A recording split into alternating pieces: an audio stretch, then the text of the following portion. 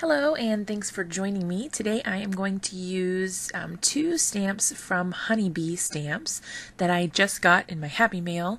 So I'm going to use these two stamp sets. It's the Zen Floral Bouquet and then the Thanks stamp set. Both of these I just thought were so gorgeous, so I decided that I needed to make a card with them right away. So this Zen Floral Bouquet stamp set is giant. I think there are just so many possibilities of things that you can do with this stamp set, so I'm really excited to try a bunch of different things with this one. I have even seen where people use this as a kind of like a DIY color it yourself card that you send to somebody and then they can color it. I thought that was a really cool idea. I know Jennifer McGuire had a video where she had done some things like that. So just endless possibilities with these stamp sets. So here I have my Hampton Art Stamp Perfect that I just did a review on. I will link to that video in the description if you want to check that out. So this is the new stamp tool. It's similar to the Misty in a lot of ways. And I just am going to use that to make sure I can get perfect impressions on my card. There I have my trim tool. I'm just using to cut a card base that will be, once folded, it will be 5.5 by 4.25. And I'm going to do it as a top folding card. I thought that would be really cute with this particular stamp set. And I'm just using my bone folder to score that card base. Once I have that done, I will go ahead and put that into my Stamp Perfect and get my stamp positioned exactly where I need it. The really great thing about these stamp positioning tools is, if you don't get a perfect stamp the first time, you can always just restamp it, and you can line up your paper there at the bottom like I'm doing. Put the magnets in so that your paper stays right where you need it. And then you can just keep stamping and stamping until you get it perfect, which you will see I had a little trouble later in the video. So bear with me as I get this going for you. So there I've got my stamp where I want it, and I'm just making sure that my card is still in the right position so that it will stamp perfectly. Now, the ink that I'm going to use is the Memento Tuxedo Black ink. This is great, and I chose to use this one because it can be used with Copic markers, so they won't bleed. And that was a good idea, I thought. In case I wanted to do any coloring later for this particular card, then I'd have that option, and I wouldn't be limited to what tools I could use for that coloring. Now, this is a little ridiculous. I inked way more of that stamp than I possibly needed to. Obviously the top part is not going to be on my paper at all, so that was a huge waste of ink. Don't do what I did. And only ink the part that you need on your card. So you can see there I did get some splotchy results where the ink didn't actually transfer all the way.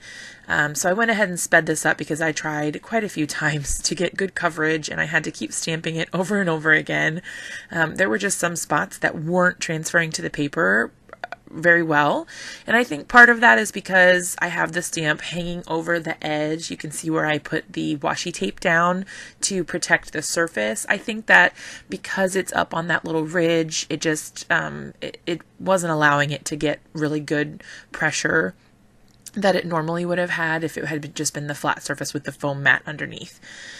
So I finally got the results that I wanted, and I got a clean image.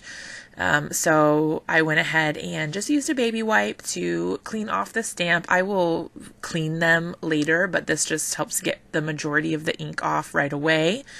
And that's just baby wipes that I had on hand for my son, who is 3 months old. So we have lots of those around. That worked for us. So now I'm just removing the stamp. You do want to be careful not to pull too hard or too quickly on those big stamps like that, because you don't want to warp them or, I guess, potentially tear them. So just be careful when you're removing a stamp with a big surface area like that.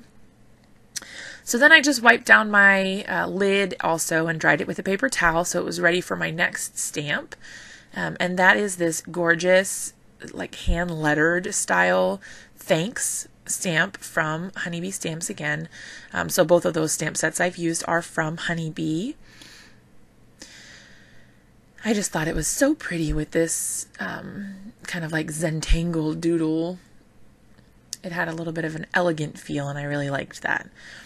So sorry that I'm a little bit off screen here. I need to apparently tape down my craft mat because it's doing a little bit of sliding around.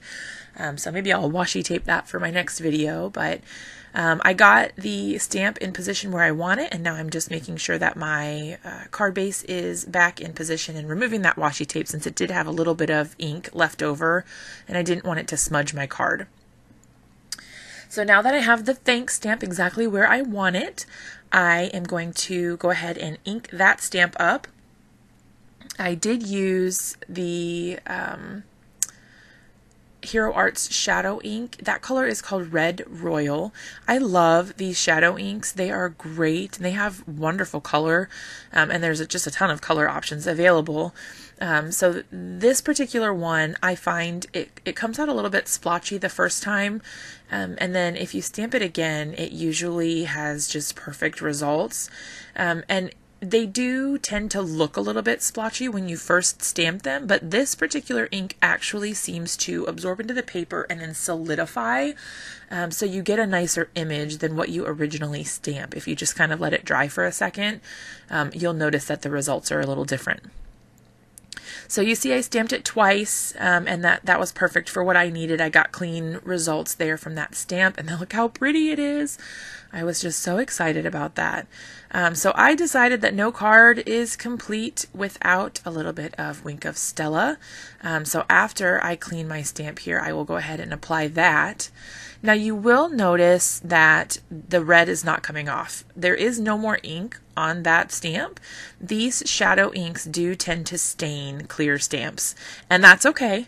It doesn't impact the ability to stamp at all. It just leaves a color there. So if that happens, don't panic. It's not going to ruin your stamp, but that is something that happens with those shadow inks. So here I go with my Wink of Stella, and I am just outlining all of the letters so that it has a little bit of shimmer and glitter to it. Now, I did have a little bit of an explosion with my Wink of Stella pen, and I don't know if you can see it, but I kind of glooped out really badly on the K, but I decided that I was just going to keep going and see what it looked like afterwards. So I just went with it. And there is my finished card. Thank you so much for watching. I hope you enjoyed this super simple card tutorial. If you liked this video, go ahead and give it a thumbs up and subscribe to my channel for more videos like this in the future. Also, be sure to follow me on social media and my blog on WordPress. Thanks so much and have a great day.